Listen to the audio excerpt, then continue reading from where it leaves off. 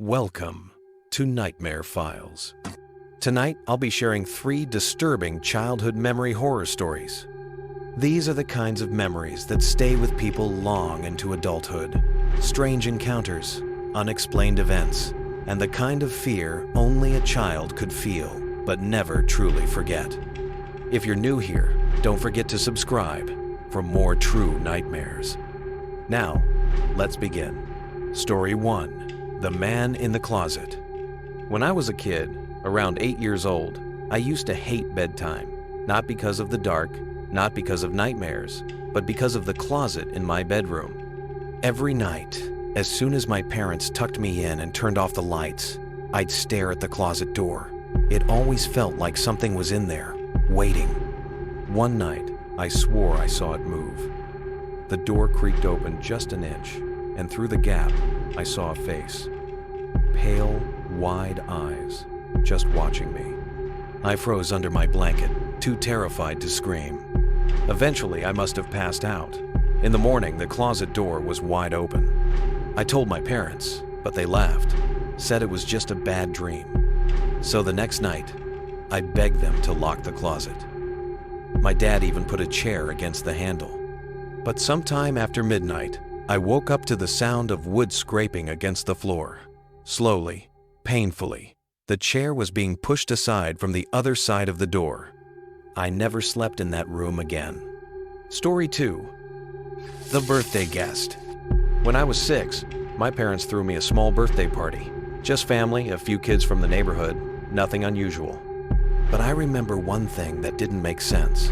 In every picture from that day, there's someone else, a boy I didn't know. He's standing in the background of almost every shot, wearing clothes that looked old-fashioned. None of the other kids ever talked to him. My parents didn't notice him at all. Years later, when I found those photos again, I asked my mom who he was. She frowned and told me there had only been 4 kids at that party. But in the pictures, he's there, standing by the cake, sitting in a chair, smiling at me. I showed her the photos, but when she looked at them, he wasn't there. She swore the pictures were normal. But I still see him, and in every one, he's looking directly at me. Story 3. The Window Knock. When I was 9, we lived in a small house near the woods. My room faced the backyard, and at night, I could see the trees swaying in the wind. One night, I woke up to a faint tapping sound.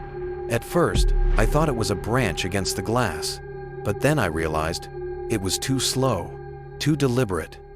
It was someone knocking on my window. I pulled the blanket over my head, heart racing. The knocking grew louder, 3 slow knocks, then silence.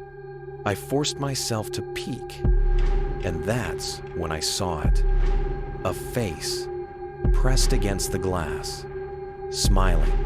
I screamed for my parents, but when they came in, the window was empty. No footprints outside, no sign of anyone. For years, I told myself it was a nightmare. But sometimes, even now, I'll wake up in the middle of the night, certain that I can hear faint knocking on the glass. These were 3 disturbing childhood memory horror stories. Memories that never fade, because sometimes children see things adults never could. If you enjoyed tonight's episode, subscribe to Nightmare Files and join me again for more true nightmares.